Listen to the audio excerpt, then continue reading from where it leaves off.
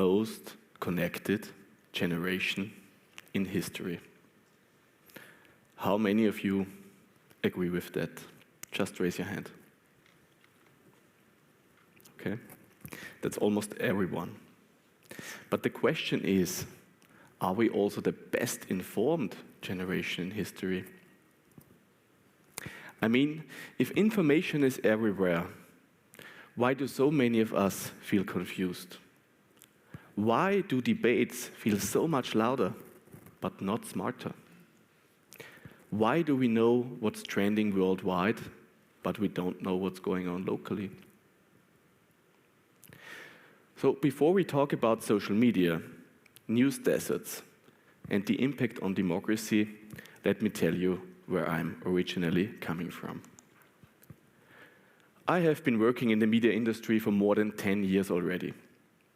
I've seen how stories are produced, distributed, and consumed, not from a newsroom desk, because I'm not a journalist, but from the technical and economical side of media.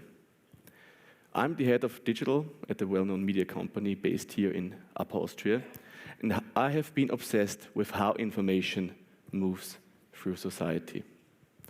I personally started following social media trends back in 2004, when Facebook was still a closed network for students, when liking something felt really harmless, and when we truly believed these platforms would bring us closer together. I'm a digital enthusiast, and I believe in technology. And I'm definitely not here to blame social media platforms. But I've also spent years watching how the same tools that promised openness slowly reshaped how we talk, how we argue, and how we understand the truth. And that's the reason why I'm standing here today in front of you. So imagine waking up one morning in your hometown, you grab your phone, scrolling through your social media feeds, and the only thing you see is funny stuff, memes, outrage. But you can't find out why the local school lost its funding, who decided to cut down the old park trees, or why the new hospital is delayed. No newspaper reports it, no radio station talks about it. The local journalist, she or he was laid off last year. That would be what it's like to live in a news desert, a place where real journalism has already dried up. And the scary truth is, these news deserts are spreading, even in strong democracies, even here in the middle of Europe. So let me talk about the algorithmic newsrooms. The shift in user behavior towards social media has fundamentally impacted the business models of publishing houses. At first, social media felt really exciting. I can get news directly from people. I can share my own voice. And also for the publishers, it was very interesting at the beginning. I can get feedback from my readers. I can get in touch with them. So yes, social media gave us something really special at the beginning, a global conversation. But then something dramatically changed. These platforms weren't built to inform us. They were built to keep us hooked. They don't reward truth. They reward attention, likes, clicks, outrage. The algorithms learned that fear and anger keep us scrolling. So the loudest voices rise, and the calm, thoughtful ones get buried. Social media isn't a public square anymore. It's an echo chamber, where we stop listening to other perspectives and just shout at ourselves. These platforms monetize our attention, our use time. So in general, you can say, we are the product. So in an age of constant information, the feeling of being informed is often just an illusion. Many people say, I'm online all the time, I know everything. But seeing information isn't the same as understanding it. Social media floods us with endless updates, but it doesn't really tell us much. We know what happened 5 minutes ago on another continent or in another country, but we don't know what's going on at home. So democracy depends on informed citizens, people who know what's happening around them. But when real information disappears, when the light of journalism goes out, democracy will die in darkness. In the last decade, thousands of newsrooms have closed due to economical issues. In the US, in Europe, in Africa and Asia. So whole regions have no local newspapers anymore. So why becomes the situation so dramatic? When advertisers realized they could reach us directly on social media platforms, they reduced ad spending in local newspapers. According to a Momentum study of 2025, 86% of all digital advertising spent in Austria went to big tech companies in the US and China. 86% of all digital advertising money went to the US and China. So the money and the value creation went overseas, and journalism dried up in some areas of the world. Another fact I would like to talk about is the problematic screen time we all have. Are we addicted to our smartphones? According to the latest Deloitte smartphone survey, the average person in Austria spends more than 5 hours a day on their phone.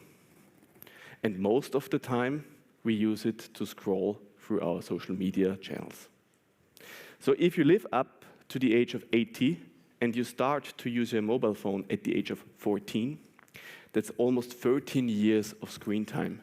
13 years of your lifetime staring at your screen. Isn't that crazy?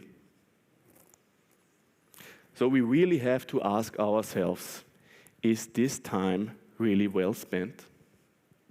Today, smartphones, platforms, and algorithms decide what news we see and what we never will. As a result of changing user behavior, traditional media companies are forced to publish their own quality content to social media channels, just to reach new audiences. So it's a strange paradox to feed your competitor just to stay visible to the next generations. So when local journalism has difficulties, several things happen quietly but powerfully. First, integrity declines. Without reporters, without journalists, organizations become less transparent. Fewer people ask critical questions or check the facts. Second, fewer people vote. When we don't know what's going on locally, we stop caring and we stop voting. Third, polarization increases. Without trusted local voices, we focus only on national fights, left versus right, us versus them, and forget the small things that once united us. And finally, trust collapses. When the only news we see on social media is misinformation or clickbait, some people believe that all media is fake. Democracy can't survive in that. And democracy isn't just about voting, it's about sharing a common ground, a basic agreement on what's true. If everyone lives in their own version of the truth, democracy becomes a shouting match. And autocratic power, for example, doesn't always come with tanks nowadays. Sometimes it comes quietly through confusion and the loss of trust. And this confusion often begins on the small mobile phone screens we can't stop looking at. But here is the good news. There is still hope to improve this situation. All over the world, people are rebuilding local journalism. Small online outlets have started, often by volunteers, teachers, or retirees. They are fact-checking, reporting, and reconnecting communities. Also, some local Facebook groups have turned into citizen journalism hubs. Neighbors sharing facts, not for likes, but for accountability. Schools are teaching media literacy, which is very important in my opinion, helping students to question, to check, and to verify. Even some big tech companies support journalism projects. So what can we personally do, you and me? First, pay for quality journalism. Every subscription or donation is a vote for truth.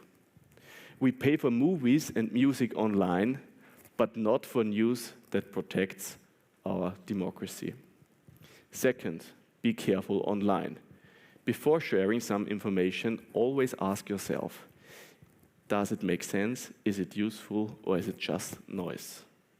Third, get involved locally. Go to community meetings, support local journalists, and care about what happens next to your hometown.